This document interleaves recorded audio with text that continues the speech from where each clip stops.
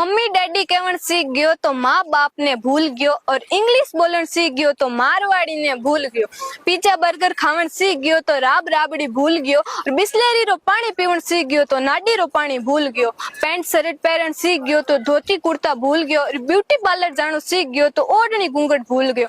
Hotel रो चस्को लागो तो घर रो खानो भूल गयो, और कंप्यूटर रो जमानो आयो है तो कलम चलानी भूल गयो।